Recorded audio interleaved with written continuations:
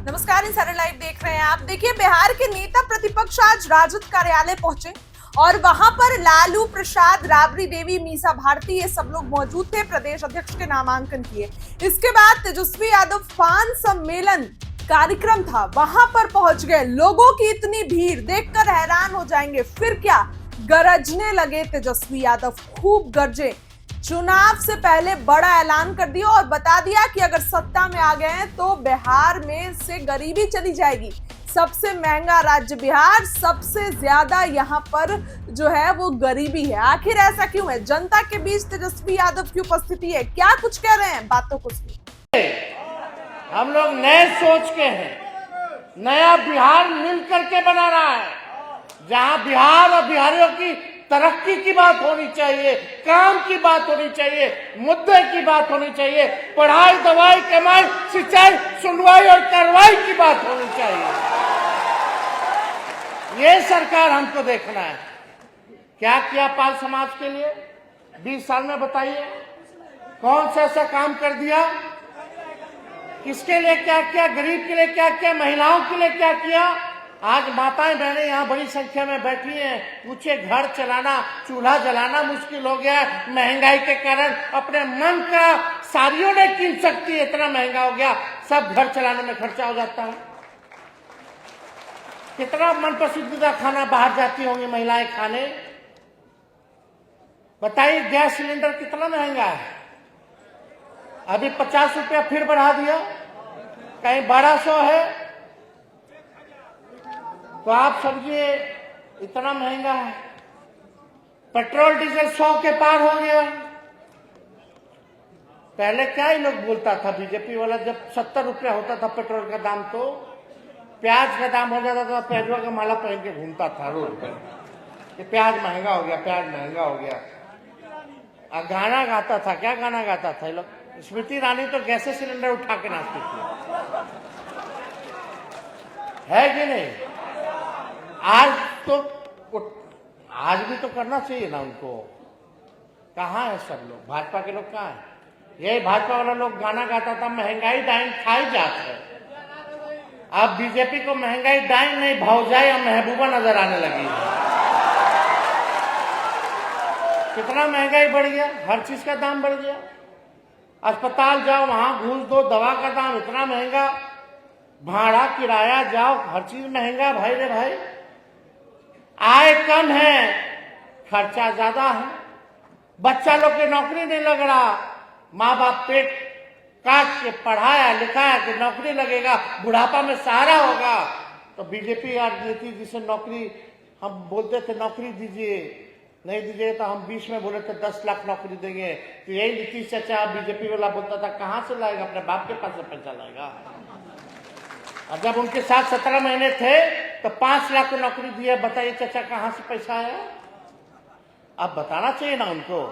अब लिखवाते हैं नौकरी मैन नीतीश कुमार। अरे आप खूब लिखवाइए, लेकिन हमारे आने के बाद अब पहले बार बार पेपर ही लीक हो जा रहा था।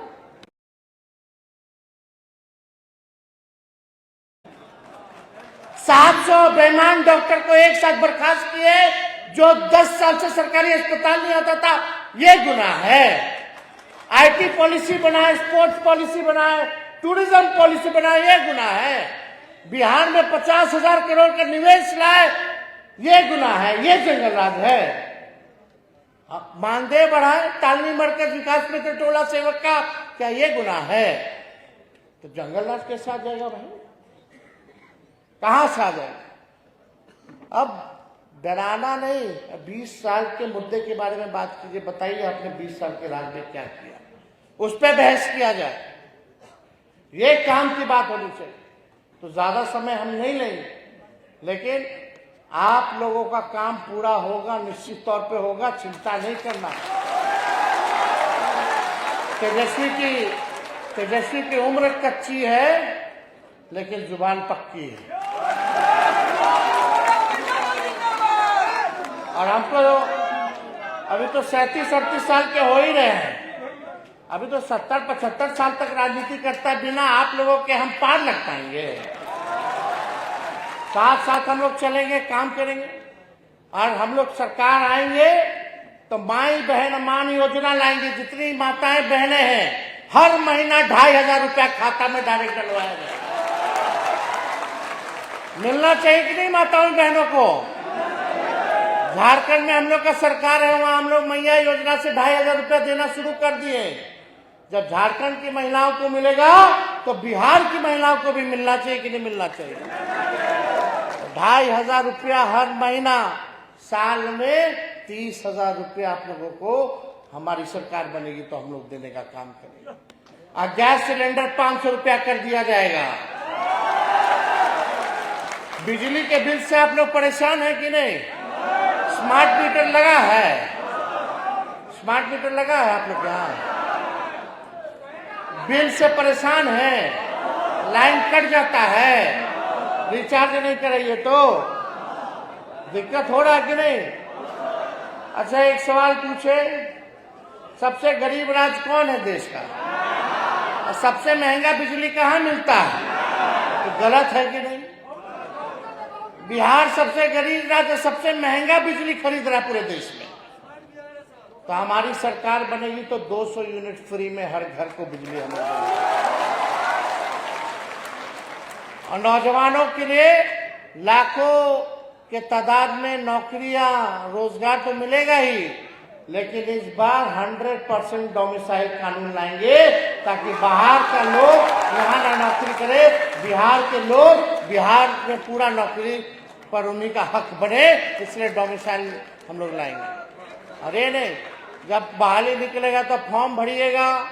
फॉर्म का कितना फीस है? कितना? 1000। जब आपका तेजस्वी आएगा सरकार में तो फॉर्म फीस आप लोगों को देने की जरूरत नहीं होगी, माफ होगा। और यही नहीं, परीक्षा केंद्र जाइएगा घर से, अब परीक्षा केंद्र से वापस घर जाइएगा परीक्षा देके, तो उसका किराया भी सरकार देने का काम करेगी। अभी जाते हैं लड़का साहब लड़की सब पढ़ाई लिखाई तैयारी करता है, कोचिंग वोचिंग करता है, पैसा खर्च होता है, परीक्षा केंद्र जाता है, फलना जगह सेंटर पड़ता है, पहुंचा सेंटर तक पता चला ले पेपर लीक हो गए, फिर वापस आता, पैसा बर्बाद होता कि नहीं होता? किसकी जिम्मेदारी होनी चाहिए? और सरकार कोई न्याय किया आप लोगों के साथ, नौजवानों के साथ? कोई नहीं। सोच ही नहीं है ना, सोच उन लोग की खत्म हो चुकी है, सोच नहीं है। इसलिए आप सब लोगों से कह रहे हैं कि एक बार मेरा आप लोग साथ देखिए, देखिए हम सब लोग मिलकर के कैसे बिहार को बनाने का काम करते हैं। तेजस्वी सरकार ही नहीं बनाएगा बल्कि बिहार बनाने का काम करेगा। इस लक्ष्य के साथ हम लोग आगे जाएंगे। तो आप सब लोगों को पुनः पाल समाज के लोगों को, संगठन के लोगों को हम दिल से धन्यवाद देते हैं। बुजुर्ग हमारे अभिभावक चंद्र मोहन पाल जी को भी दिल से धन्यवाद देते हैं। सभी लोगों को, प्रोफेसर साहब सब लोग यहाँ आए हैं, पूरे इनके संघ के लोगों को, हम लोग जो है संगठन के लोगों को दिल से धन्यवाद है कि इतना बड़ा आप लोगों ने किया है। सुना आपने कि क्या कुछ नेता प्रतिपक्ष ने कहा। बिहार चुनाव से पहले सरगर्मी तेज है, एनडीए या महागठबंधन, कार्यक्रम का दौर शुरू है, मीटिंग का दौर शुरू है। ऐसे में तेजस्वी यादव का ऐलान आपने सुना, क्या लगता है? कमेंट करिए। बहुत बहुत धन्यवाद।